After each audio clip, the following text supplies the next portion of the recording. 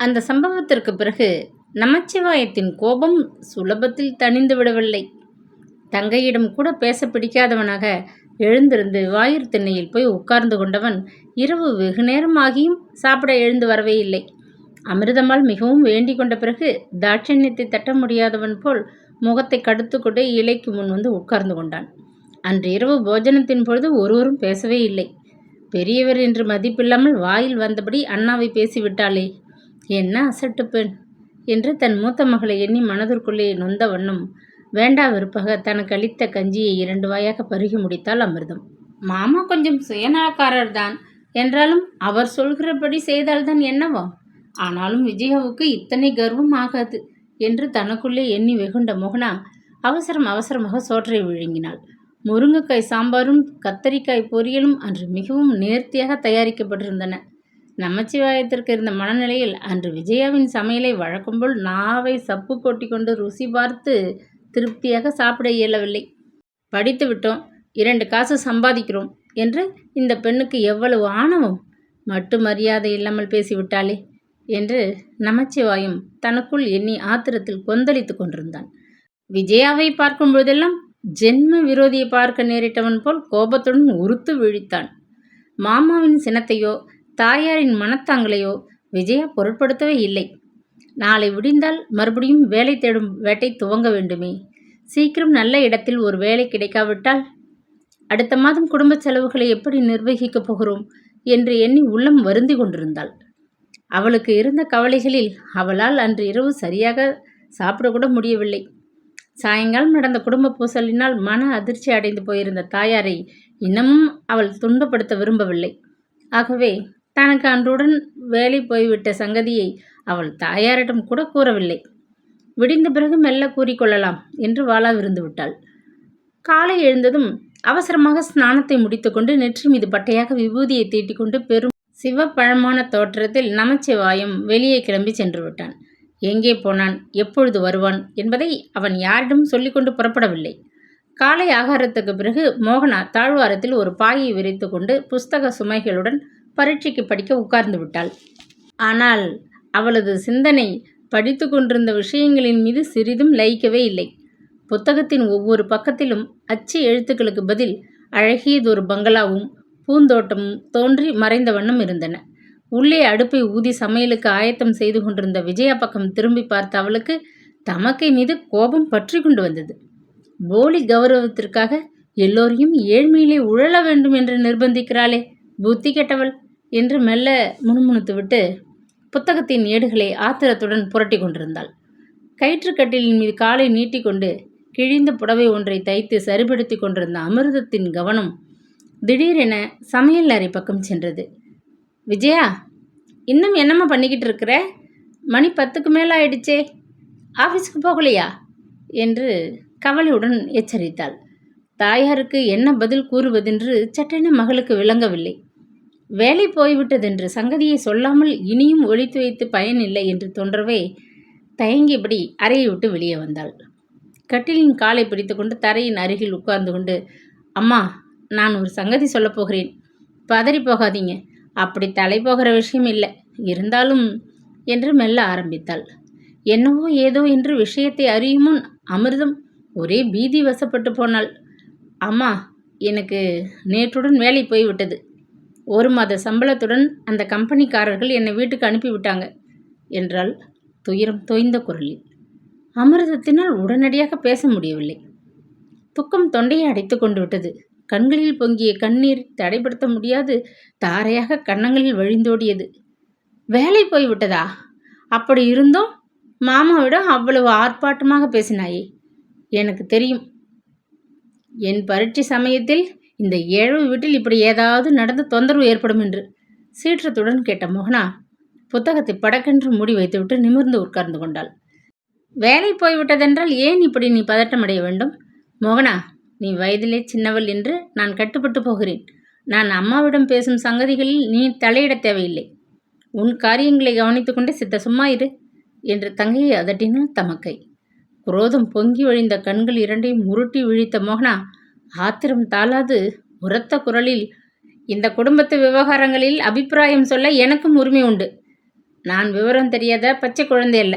ஆனாலும் விஜயா, உனக்கு ரொம்ப கர்வம் பிடித்திருக்கிறது. ஏதோ இந்த குடும்பத்திற்கு 2 காசு சம்பாதித்து கொண்டு வந்து போடுகிறாய் என்பதற்காக நீ எங்கள் எல்லோரையும் அடக்கி ஆள முயற்சிக்கிறாய். அடிக்கடி நாங்கள் உனக்கு எவ்வளவு தூரம் கடமைப்பட்டிருக்கிறோம் என்பதை வார்த்தைகளால் சுட்டி காட்டுகிறாய். மாமாவுடைய வயது என்ன? அவர் அந்நாளில் நமக்கு செய்த உபகாரம் என்ன? அதையெல்லாம் கொஞ்சம் கூட சிந்திக்காமல் நேற்று அவரை எவ்வளவு அவமானப்படுத்தி பேசினாய். அம்மாவுக்கு மாமாவுக்கு எதிராக தவறாக உபதேசம் செய்கிறாய். உன் போலி கௌரவத்திற்காக நாங்கள் நாசமடைய வேண்டும் என்று ஆசைப்படுகிறாய். ஏதேது? இந்த வீட்டுக்கு நீ பெரிய சர்வாதிகாரியாக இருக்கிறாயே. அப்பப்பா, சகிக்கவில்லை என்று கத்தினாள். தங்கையின் கொடுமையான சொற்கள் ஒவ்வொன்றும் ஈட்டிகள் போல் பாய்ந்து விஜயாவின் மென்மையான உள்ளத்தை நோகச் செய்தது.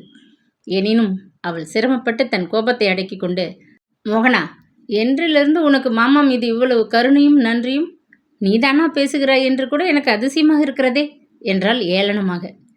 முகத்தை கோபத்துடன் சுளித்து கொண்ட மோகனா தாயின் பக்கம் திரும்பி, அம்மா, மாமா சொல்கிறபடிதான் நீ நடக்க வேண்டும். அக்காவின் உபதேசத்தை கேட்டு நாம் ஏழ்மையில் நாசமடைய ஒருபோதும் நான் சம்மதிக்க மாட்டேன். நமது கஷ்டத்தை எடுத்து சொல்லி ஒரு கடிதம் போட்டு உதவி வாங்கி கொள்ள ஏற்பாடு செய்யுங்க. நான் வேணுமானா கடிதம் எழுதி கொடுக்குறேன்.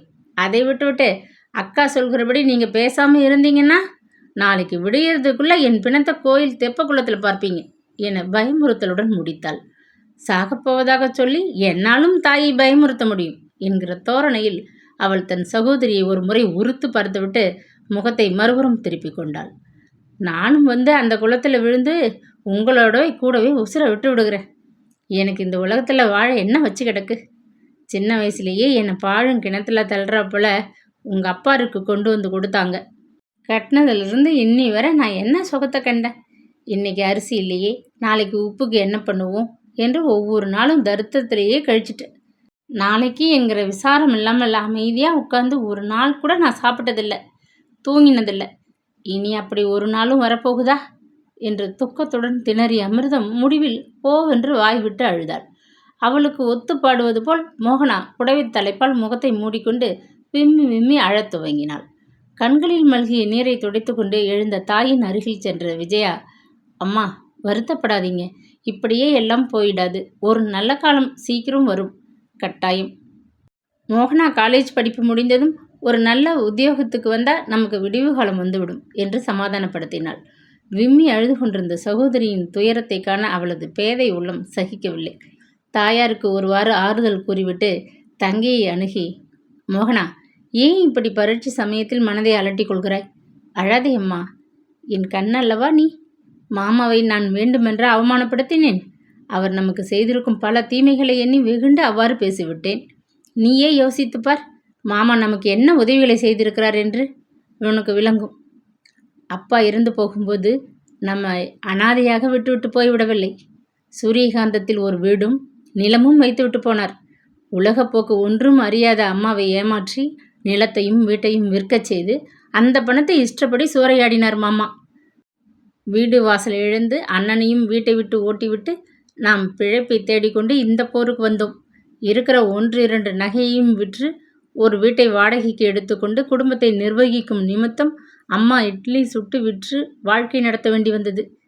தங்கை தெரு தெருவாக இட்லி கூடையை தூக்கி கொண்டு நடக்கிறாளே என்று ஒரு நாளாவது மாமா அனுதாபப்பட்டிருப்பாரா? பெண் பிள்ளை, நீங்கள் பாடுபட்டு உழைக்க வேண்டாம், வீட்டில் இருங்கள், நான் சம்பாதித்து போட்டு உங்களை காப்பாற்றுகிறேன் என்று ஒரு முறை மரியாதைக்காகவாவது ஒரு வார்த்தை சொல்லியிருப்பாரா? எவ்வளவோ கஷ்டத்தின் நடுவில் உபகார சம்பளம் வாங்கி நாம் இருவரும் படித்தோம். ஒரு புத்தகமோ அல்லது ஒரு பென்சிலோ வாங்கி நமக்கு படிப்புக்கு சிறு உதவி செய்யாவிட்டாலும் மாமா நமது கல்விக்கு எவ்வளவு முட்டுக்கட்டையாக இருந்தார். ஏன் இன்னமும் அவ்வாறு தான் இருக்கிறார். அம்மாவுக்கு இல்லாத தவறான யோசனைகள் சொல்லிக் கொடுக்கிறார். அம்மாவிடம் கூட பிறந்த சகோதரன் என்பதற்காக நான் இவ்வளவு தூரம் பொறுமையாக அவரது துஷ்ட காரியங்களை சகித்து கொள்கிறேன். இல்லாவிட்டால் எனக்கு வரும் கோபத்தில் என்று கூறிவிட்டு பல்லை கடித்தாள்.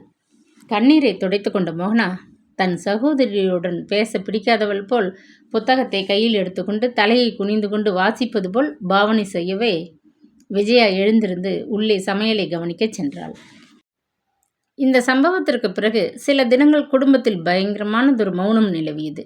ஒவ்வொருவரும் எந்திரம் போல் அவரவர்கள் காரியங்களை கவனித்து கொண்டிருந்தனர். நகரத்தில் உள்ள பிரபலமான பல ஸ்தாபனங்களிலும் விஜயா முயற்சி செய்து பார்த்து விட்டாள். யாருடைய சிபாரிசுமின்றி தானே நேரே சென்று வேலைக்காக பெரிய பெரிய கட்டடங்களின் 3 மாடிகளையும் கால் கடுக்க ஏறிச் சென்றதுதான் மீதமாக இருந்தது. வேலை காலி இல்லை, எங்களுக்கு தற்சமயம் தேவையில்லை என்ற பதில்கள்தான் அவளுக்கு ஒவ்வொரு இடத்திலும் காத்து நின்றன. அன்று காலை தினசரி பத்திரிகையில் கண்ட ஒரு விளம்பரத்தினால் சிறிது உற்சாகமடைந்த விஜயா சிறிதும் காலதாமதம் செய்யாது விளம்பரத்தில் குறித்திருந்த தாமரைப்பூ காப்பித்தூள் கம்பெனிக்கு விரைந்து சென்றாள். தன்னை போல் அதே டைபிஸ்ட் வேலைக்கு போட்டியாக வராந்தாவில் மேனேஜரை காண காத்துக்கொண்டு பல பெண்கள் உட்கார்ந்திருப்பதைக் கண்டதும் விஜயாவின் உற்சாகம் அதல பாதாளத்தில் விழுந்துவிட்டது. மேனேஜர் அழைக்கிறார் என்று சேவகன் வந்து அழைத்ததும் விஜயா மிகவும் கலக்கத்துடன் அவனை பின்பற்றி சென்றாள். கம்பெனியின் மேனேஜர் என்ற பதவியில் வீற்றிருந்த மனிதனுக்கு சுமார் 30 வயது இருக்கும். பெண்களை முன்பின் பார்த்ததே இல்லை போல் அவன் விஜயாவை ஏற இறங்க விரைத்து பார்த்துவிட்டு உட்கார்ந்து கொள்ளும்படி கட்டளையிட்டான். அவனது நறுக்கும் இசை, அவன் கண்களில் மிதந்து நின்ற விஷம பார்வை, அவனது பேச்சுக்கள் ஒன்றுமே விஜயாவுக்கு பிடிக்கவில்லை. இந்த இடத்தில் வேலை கிடைத்தாலும் பெண்களை பார்வையிலேயே சாப்பிட்டு விடுகிறவன் போல் வெறித்து பார்க்கும் இந்த மனிதனிடம் எப்படி வேலை செய்து கௌரவமாக வாழ முடியும் என்ற கவலையும் அருவருப்பும் ஒருங்கே எய்திய அவள் நெஞ்சு படபடென்று துடிக்க பதிலுக்காக காத்திருந்தாள். காலையில் வந்த எல்லா பெண்களுக்கும் இங்கே வேலை கிடையாது என்று கூறி அனுப்பிவிட்டேன். ஆனால் உனக்கு அப்படி சொல்லப் போவதில்லை. உன்னை பார்த்ததுமே வேலை கொடுத்து உதவ வேண்டும் என்று என் மனதில் இரக்கம் வந்துவிட்டது. பாவம், உனக்கு இந்த வேலை கிடைக்காவிட்டால் உன் குடும்பம் ரொம்ப கஷ்டப்படும் அல்லவா என்று பச்சாதாபத்துடன் பேசிய மேனேஜர் தன் முன் வீற்றிருந்த பெண்ணை அர்த்தம் நிரம்பிய கண்களால் ஒரு தினசாக பார்த்தான். குப்பென நெற்றி மீது அரும்பிய வேர்வை துளிகளை கைக்குட்டையினால் துடைத்து கொண்ட விஜயாவுக்கு பயத்தில் எழுந்திருக்க கூட சக்தியற்று போய்விட்டது. இவ்வளவு பேர்களுக்கும் இல்லை என்று மறுத்துவிட்டு உனக்கு இந்த வேலையை நான் மனமுவந்து கொடுக்கிறேன். இன்றே வேலையில் சேர்ந்து விட்டதாக ஆர்டரில் எழுதிவிடுகிறேன். நீ குடியிருக்கும் தெருக்கோடியில் உள்ள வீட்டில்தான் நான் வசிக்கிறேன். வேலை முடிந்ததும் சாயங்காலம் ஒரு சினிமாவுக்கு போவோம். திரும்பி உன்னை நான் வீட்டில் கொண்டு போய் பத்திரமாக சேர்த்து விடுகிறேன். என்னவோ உன்னை பார்த்ததும் எனக்கு மிகவும் பிடித்துவிட்டது என்று கூறிவிட்டு விஷமமாக மெல்ல சிரித்தான். மின்சாரத்தினால் தாக்குண்டவள் போல் அதிர்ச்சியுடன் விஜயா இடத்தை விட்டு துள்ளி எழுந்து நின்றாள். அவமானத்தினால் அவளது உடல் பதறியது. ஆத்திரத்தில் என்னவெல்லாமோ பேச வேண்டும் என்று வாயை திறந்த அவளால் வார்த்தைகளை சரியாக உச்சரிக்க கூட முடியவில்லை.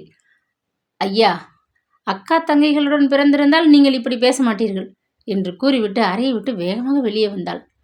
உத்தியோகத்திற்கு என்று கிளம்பும் பெண்களுக்கு எவ்வளவு தொல்லைகள் காத்து நிற்கின்றன என்று தனக்குள் எண்ணி குமுறிய விஜயாவின் கண்கள் இரண்டும் நீரால் மறைக்கப்பட்டன. தன் துயரத்தை யாரும் அறிந்து கொள்ளக்கூடாது என்ற சங்கோஜத்தினால் தலையை குனிந்து கொண்டு மாடிப்படிகளில் மெல்ல தட்டு தடுமாறி இறங்கி வந்து கொண்டிருந்தாள். அது சமயம் புத்தம் புதியதொரு கார் கம்பெனி வாயிலில் வந்து நின்றது. கம்பெனி முதலாளி திடீரென்று மேற்பார்வை செய்ய வந்து விட்டார் என்பதை மின்னல் பொழுதில் புரிந்து கொண்ட டவாலி சேவகன் ஒரு பெரிய சலாம் போட்டு விரைந்து ஓடி காரின் கதவை திறந்தான். டக் டக் என பாதரட்சை ஓசை செய்து கொண்டு மிகவும் மிடுக்காக மாடிக்கு விரைந்து கொண்டிருந்த முதலாளியின் கண்களில் எதிரே வந்து கொண்டிருந்த பெண்ணின் கன்னத்திலே துளிர்த்து நின்ற கண்ணீர் சட்டென தென்பட்டது. அறையில் போய் உட்கார்ந்து கொண்டதும் சேவகனிடம் அந்த பெண்ணை நான் பார்க்க விரும்புவதாக சொல்லி சீக்கிரம் அழைத்து வா என்று உத்தரவிட்டான். நடந்த விஷயத்தை கூறி முடிக்க விஜயாவுக்கு மிகவும் சங்கோஜமாக இருந்தது. முதலாளி என்று உட்கார்ந்திருந்த அந்த மனிதன் முகத்தை பார்க்க வெட்கியவளாக மேஜை மீது பறந்து கிடந்த அவனது கரங்கள் இரண்டையும் பார்த்து கொண்டு விம்மலுக்கும் கண்ணீருக்கும் இடையே தான் வேலை தேடி வந்த விவரத்தையும் மேனேஜர் கூறியவற்றையும் சொல்லி முடித்தாள். கோபத்தினால் முதலாளியின் முகம் இரத்தம் போல் சிவந்தது. உன் பெயர் என்ன சொன்னாய்? விஜயாவா என்று பதற்றத்துடன் கேட்ட முதலாளி அவளது கன்னத்திலே காணப்பட்ட சிறு காய வடுவை வியப்புடன் உற்று பார்த்தான். ஆமாம் என்று தலையாட்டிய விஜயா கண்களை துடைத்து கொண்டு முதலாக அவனை நிமிர்ந்து நன்றாக பார்த்தாள். எங்கேயோ கனவுளை பார்த்தது போன்று அவனது முகம் அவளுக்கு ஒரு பிரமிப்பை உண்டாக்கியது. உன் தந்தையின் பெயர் சிவானந்தம் இல்லையா? ஆச்சரியத்துடன் கேட்டான். உங்களுக்கு எப்படி தெரியும் என்று கேட்க விஜயா வாயை திறக்கும் முன், விஜயா, உனக்கு உன் அண்ணனை தெரியவில்லையா? 20 வருஷங்கள் கழித்து சந்தித்துக் கொள்கிறோம். அடையாளம் கண்டுகொள்வது சிரமம்தான் என்றான் பரபரப்பாக. அண்ணா என்று வியப்புடன் கூறிய விஜயா கரங்களால் முகத்தை மூடிக்கொண்டு விசித்து அழத் துவங்கினாள். உதவி பெறக்கூடாது என்று பிடிவாதமாக மறுத்திருந்த அண்ணனிடமே வேலைக்கு யாசகம் செய்ய தன்னை கொண்டு வந்து விட்ட விதியின் விபரீதத்தை எண்ணி அவள் அவமானத்தினால் துடித்து போனாள். சற்று முன் தன்னை துச்சமாக கருதி பேசிய மேனேஜரின் சொற்களை விட அண்ணனிடம் தான் வேலைக்கு யாசிக்க நேர்ந்தது அவளுக்கு பெரும் அவமானமாக இருந்தது. என்னத்துக்கு அழுகிறாய் விஜயா என அவன் எவ்வளவோ சமாதானப்படுத்தியும் பச்சிலும் குழந்தை போல் விஜயா வெகு நேரம் விக்கி விக்கி அழுது கொண்டிருந்தாள். இக்கதையின் தொடர்ச்சி நாளை காலை 10 மணிக்கு ஒளிபரப்பாகும். Please subscribe.